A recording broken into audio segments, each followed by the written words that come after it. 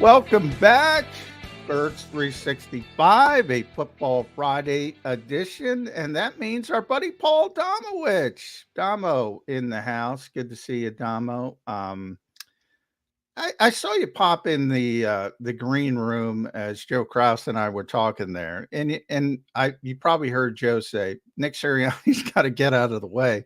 I just shake my head, boy, man. This city's tough. I just got done talking to Fletcher, making his retirement official. He mentioned it 3 times how tough it is to play in this city. You need a thick skin, and Fletcher did it very well for a very long time. But that's the first thing I thought of when Nick Sirianni's got to get the hell out of the way, Tomo. Is that your take on the head coach of this football team? Get out of the way? No, I think there's a little bit more involved than that for him. Nobody says that about Andy Reid. I mean, Andy Reid isn't calling the plays in Kansas City. He's basically a CEO coach right now as well, and yet he's going to the Hall of Fame. So no, I think I think Nick's still got a lot to do with how that team's going to do this year. I mean, they had the 8th ranked offense in the NFL last year. Now, look, the expectations were what they were, and it was a little bit disappointing. And they certainly collapsed down the stretch. They collapsed everywhere. They were actually better in third down offense in last season than they were during the Super Bowl season, and better in fourth down. Now, a lot of that has to do with the tush push, but nonetheless, you're better in certain aspects. You still have a 1,500-yard receiver. You still have a second 1,000-yard receiver. They seem to be able to turn anybody into a Pro Bowl running back. And now they have Saquon Barkley.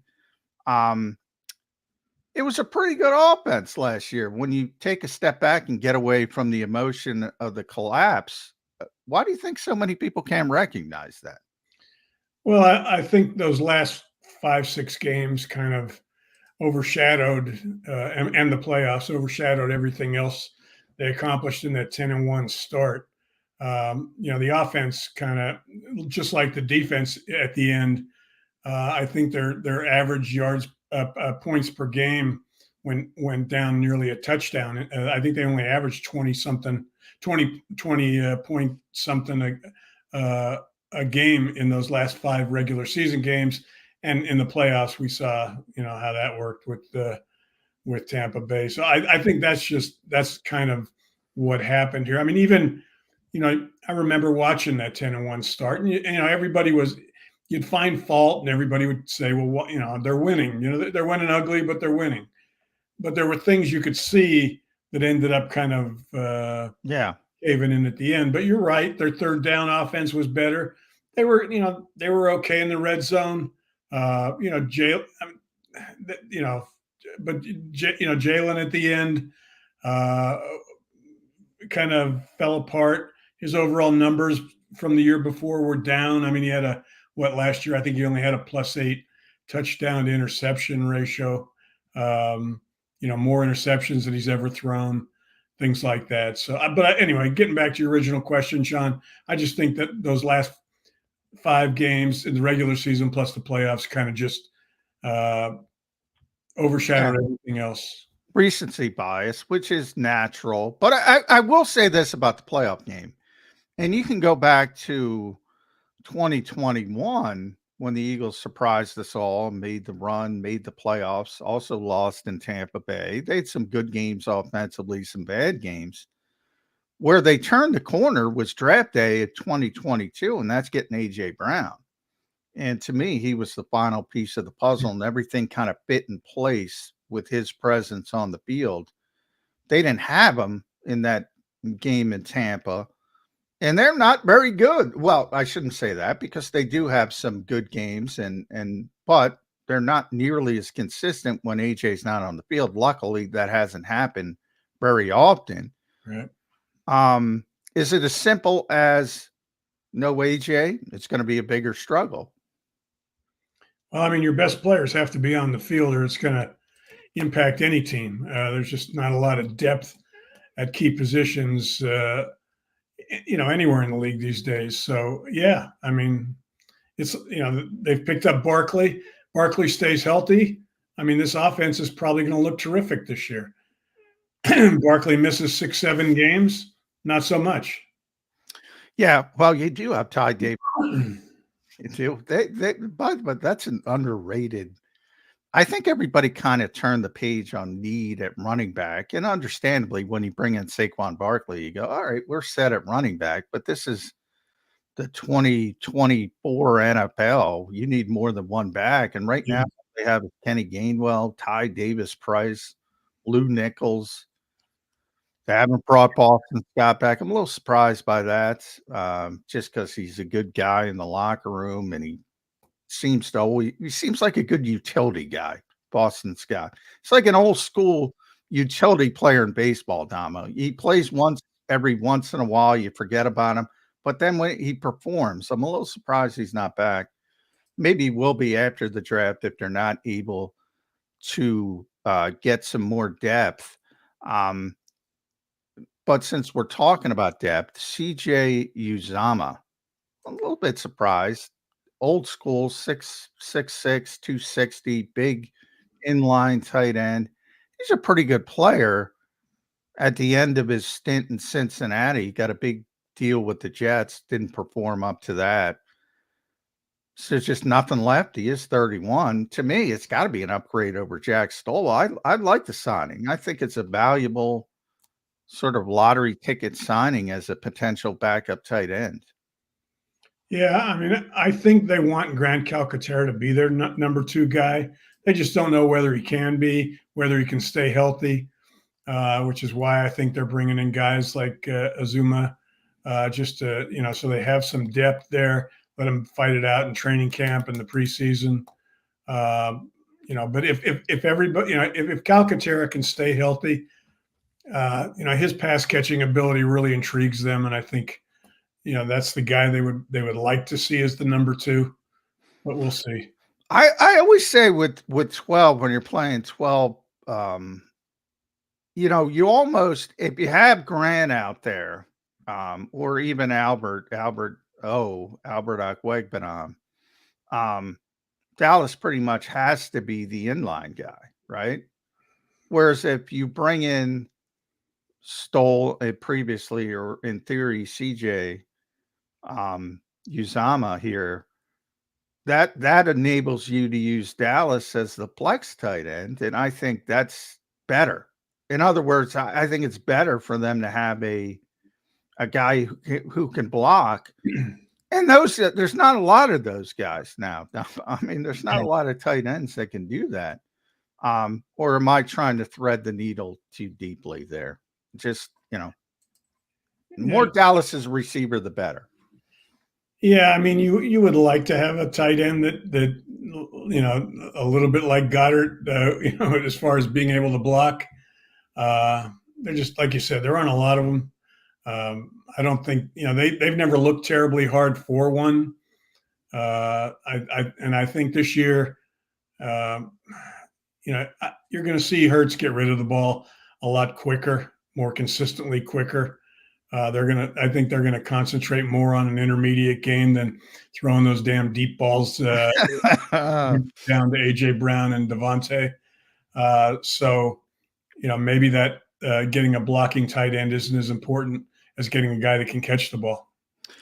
So I was talking to Randy Mueller, the ex-GM, ex-executive of the year in the NFL, and he said something interesting to me that I hadn't thought of, but he did it at a high level when he was talking about Nick Sirianni, because I was pretty much on. I thought it was crazy when I was flying down to Tampa for the playoff game. I thought it was insane to even think about firing Nick Sirianni, even if they lost the game.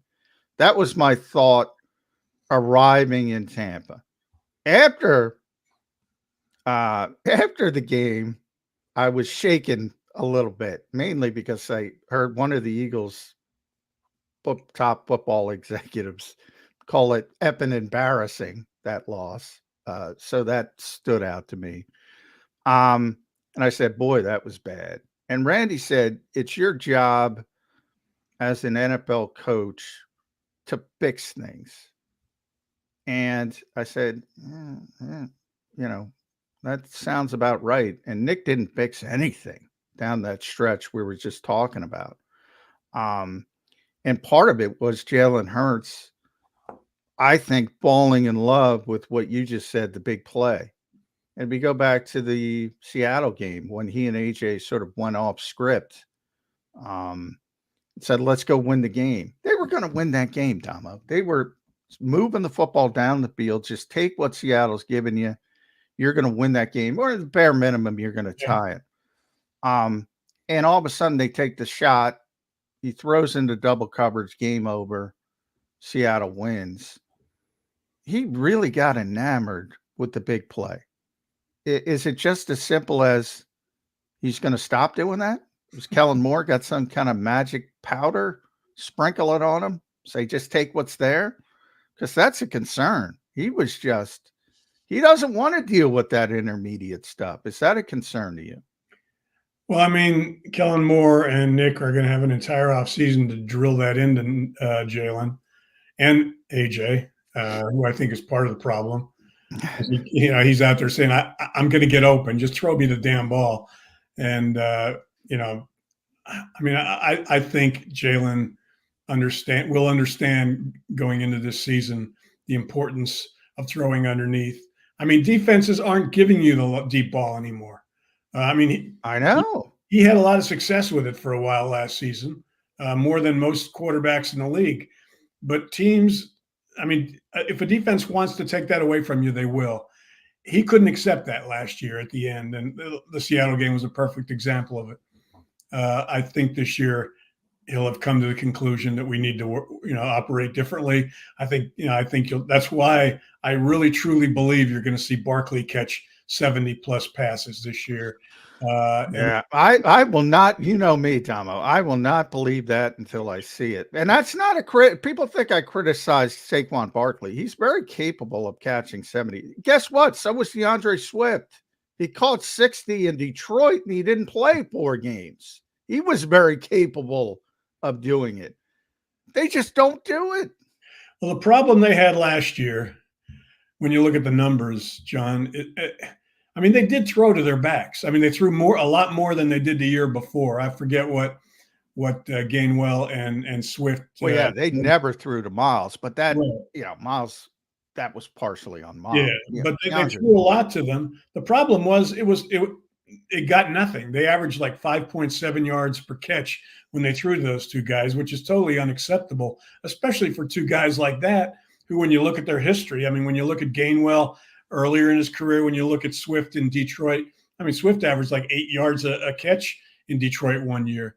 I don't know why that. I don't know what happened. I don't know, how much of that you lay on Jalen, how much of it you lay on the offense. But I think that'll be different this year with Barkley and Gainwell. Gainwell's not going to be a hood ornament on the bench. He's going to be a part of this offense. Don't say that to the Eagles fans. They don't like Kenny. Yeah, well, they're not. They won't like it if they overuse Barkley either. And Barkley's, on IR at the end of the season, so they need to mix him in. With it, I don't want to get bogged down with Saquon because we're going to have your old buddy Bob Brookover on in the second hour, and Bob was covering the Giants before he got back to Philadelphia, so I think he'll have a good impact on.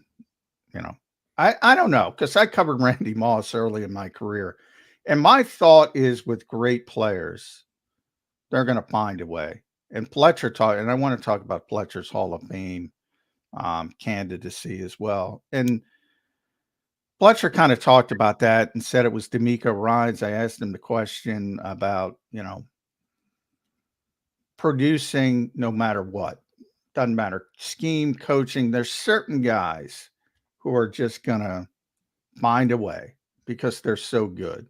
And I thought that way about Randy. I don't know if I feel that way about Saquon. The Eagles have used the term special. I think he was special in 2018. But this league moves quickly, Damo. Is he special after 1,500 touches? Yeah. Yeah, I'd say no. So what the expectations, and I think it's about presence, and that to me is more esoteric. Like, to me, it's not about numbers. Like Jody, love him as a statistics guy. I'm not a statistics guy. I freely admit it. I don't think football is a game that lends itself towards statistics. Our old buddy Chris Long would talk about sacks. He's like, tell me what they are, you know? Is somebody getting pushed up the middle and somebody runs into you? And that's Chris, who's a pass rusher. Said there's real sacks and there's sort of, but you look at the box score and say, oh, that guy had 10 sacks. Not necessarily great. Is presence enough if he just makes it easier for everybody else? I guess it is, because they'll win games, but do you think he needs to put up numbers to justify what the Eagles have done? Well, I mean, he needs to put up numbers, but not touches. I mean, there's two ways you can go when you pick up a guy like this who's a special player, but he's got wear and tear on his tires. If it's a 1 year, if you want him for 1 year, you can just run him into the ground and hope he's got that one great year left. And in a lot of cases, if you look back in history, that's worked great for teams sometimes. They've signed him to a 3-year contract, which essentially is a 2-year contract, which means they want him around here for at least 2 years. I don't think they want to run him into the ground. I think they'll be careful with how they use him. That doesn't mean they're going to keep him off the field. Doesn't mean he's not going to be on the field in the red zone, which was what seemed to irritate a lot of people with regard to Swift and Gainwell. So I think they're going to watch how they use him. And that's why I think you're going to see a lot of him in the passing game, because that's not as much wear and tear. You're not taking the hits that you're taking between the tackles. So, I mean, they're going to use him a lot, but I don't think we're going to see him lead the league in carries, lead the league in touches this year. All right, let's talk about Fletch, Damo. Boy, the more I think about it, and you're going to be the one, hopefully, down the road, making the case for Fletcher Cox. The more I think about it, I think he's a Hall of Fame player. Maybe that's a bias from covering him. I really do. And I heard Adam Schefter say he's a Hall of Fame player. I think that helps, because of Adam's status. But I think he had a more traditional career than Jason Kelce. But I think I told you this before. If you ask me who's the better Eagle, I say Fletcher Cox. Am I crazy? Yeah. Oh, all right. I'm crazy. All right. Yeah, I'll take no, that. I mean, you know what? It's easy. It was easier for offenses to take Fletch out of a game or neutralize him with 2 blockers than it would have been to take, Jason out of a game. But the problem is that when I say that about Fletcher, it's not necessarily his fault. I mean, you put 2 blockers on him, it means somebody should be getting to the quarterback, should be open, should be able to get through a gap. A lot of times that didn't happen with the other defensive tackle. So I don't know. I think he's a borderline case. I'm not going to say he doesn't belong in the Hall of Fame. I mean, I think he certainly will get considered. I think it'll be a while, though. Yeah, I don't think it's going to be first ballot. And I think people get too hung up on first ballot. I don't even know if Jason will be first ballot. And I do think from my look, I hate criticizing Jason Kelce, because Jason Kelce's a Hall of Famer. He's a phenomenal player. It's not even a criticism. I just think at his height, I think Fletcher was a more dominant player. Yeah. But, Jason has the personality and the podcast. And maybe I listened to Jason too much, because Jason said there's 2 players he played with. And I think he understated this, because I think Lane should be in the conversation. I think AJ should be in the conversation. But Jason said there's 2 players he played with that would have been successful regardless of what I was talking about with Saquon, scheme, coaching, supporting cast, whatever. Yeah. Jason Peters, Fletcher Cox. That's it. Like I said, I think if he thought about it more, he might say Lane, he might say AJ. There's a few more, but that's what he said. And he'll tell you Fletcher's a better player, but he might be self-deprecating, and I Yeah. might be putting too much onto that. I did hear Aaron Donald speak glowingly about Jason Kelce. And that holds a lot of weight for me. By the way, Kelce spoke glowingly of Aaron Donald as well. So it's really close. They're both great players. They're both obviously Eagles Hall of Famers.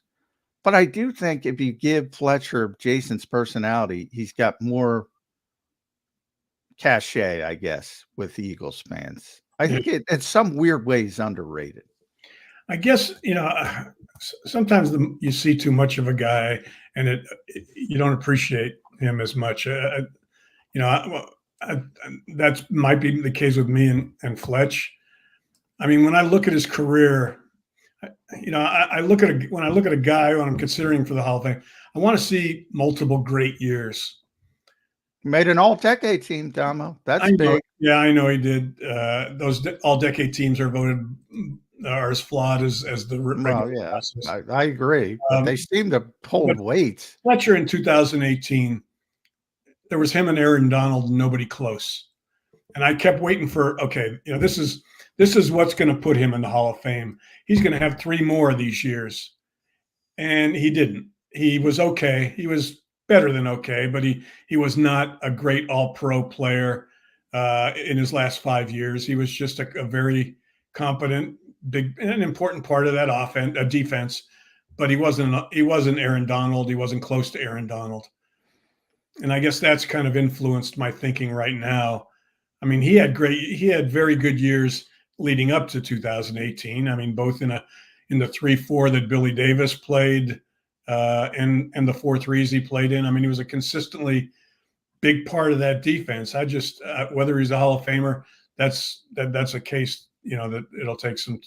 I think I need to. Yeah, I agree. It'll take some time. And I by no means, and I don't even know if Jason's going to get in first ballot because it's historically been difficult for centers. At least they have to wait a little bit. But I think Jason's so high profile, and that WrestleMania stint might put him over the hump. I think there's only 10 centers in all. Yeah, nobody. Somewhere around that number.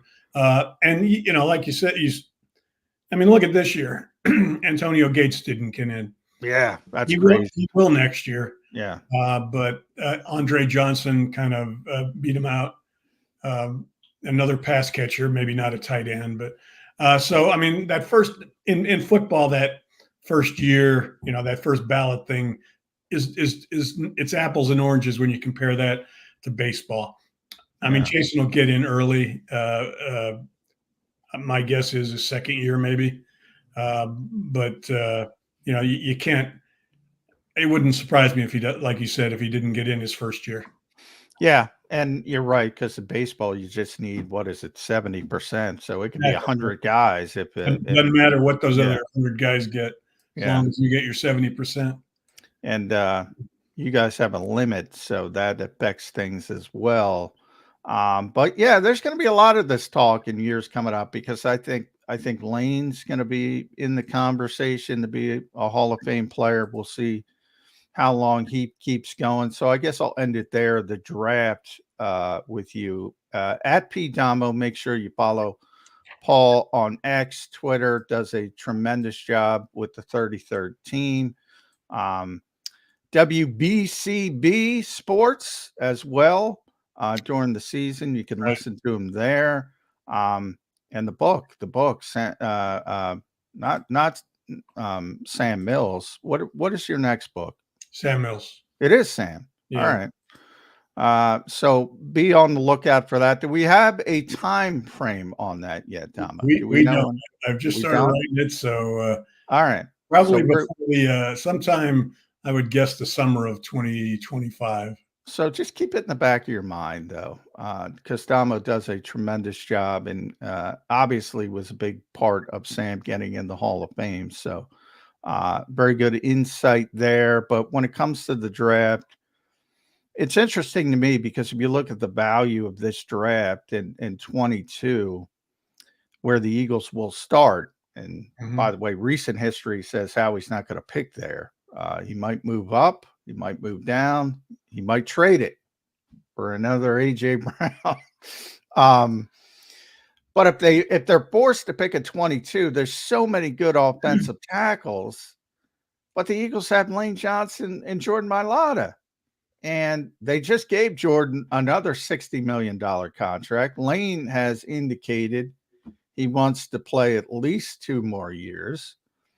Do you just pull the trigger and say, all right, we'll wait? I mean, Lane's not going to be around forever.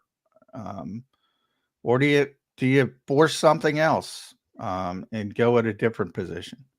I don't think Howie will force anything. I mean, he may, like you said, he may move down, may move up, but offensive line wise, I mean, they could get somebody and plug him in a guard for a tackle that they ultimately see as Lane's replacement. They can play right guard for a couple of years if Tyler Steen can't cut it. Yeah, by the way, Tyler Steen played tackle in college. Not as easy. You can't. Now it's different. He was the 65th pick, and in theory, you're getting a player with better traits, but easier said than done to just say, all right, move in, play right guard, and then kick outs and replace Lane Johnson. Yeah, a lot of these guys have played both, though. Some of the guys that'll be available to them that have some guard experience, or maybe and even taking a guy that you ultimately see as an interior lineman long term. I mean, it's not like it's a position that's not important. You know what? I was thinking about trading. I want to trade down if I'm forced to pick a 22. And Graham Barton from Duke, that's the guy I think they should take. Get down to 31 or 32 and take that kid. Because I think he's going to be he can play center, he can play either guards position. And if you have Cam Jurgens, Landon Dickerson, and somebody like that, I think bang, you're off and running. That's a day one starter.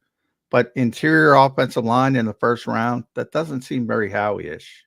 Yeah. I mean, right now, I mean, they've got to react because they need corners, they need an edge rusher, and they need offensive line depth.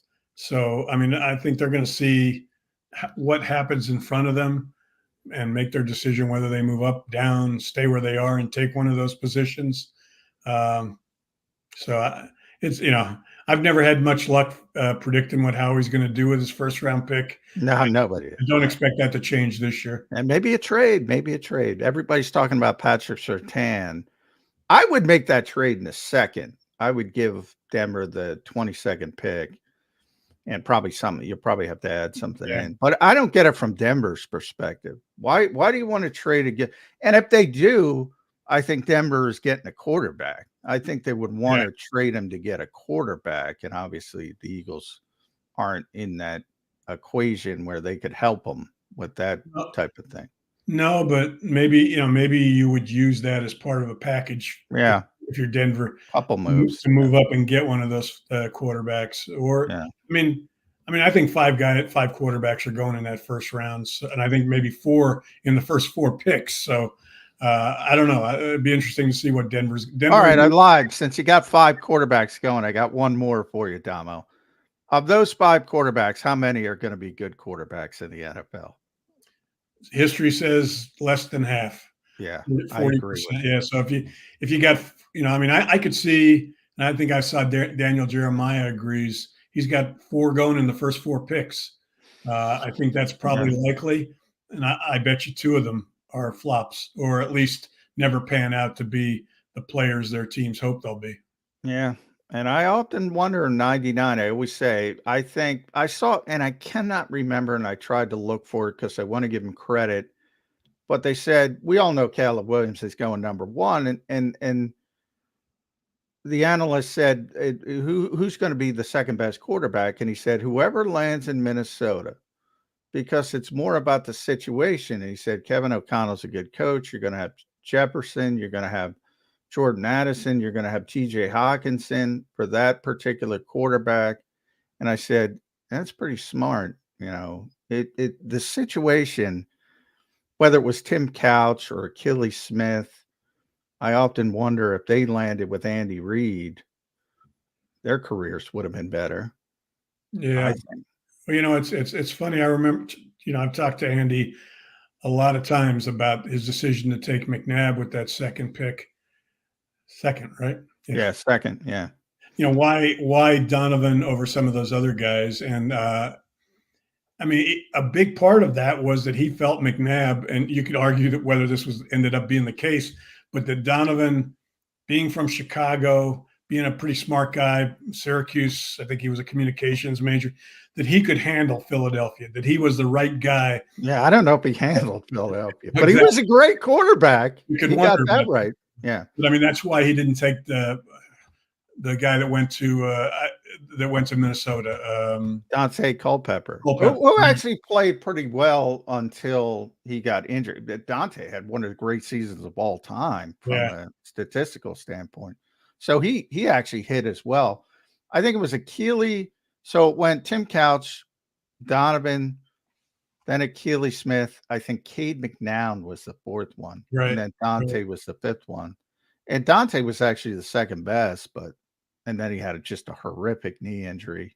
And that was pretty much the end of it for him. But it's always good reminiscing with Paul Domowitch, because I love history. I love the history of this game, and nobody knows it better than you. And yeah, I'm going to start you early on Fletch. Get him in there. I think, now Fletch is surly sometimes. So I don't know if he's going to turn into Asante Samuel and he's going to lobby you. So I'm going to lobby you for Fletch to get him in there, Domo. Well, Asante started like 5 years before his career was over. Well, yeah, he's smart. He's starting early. The great Paul Domowitch. Thanks, Domo. Thanks for having me, John. Good talking to you. More Birds 3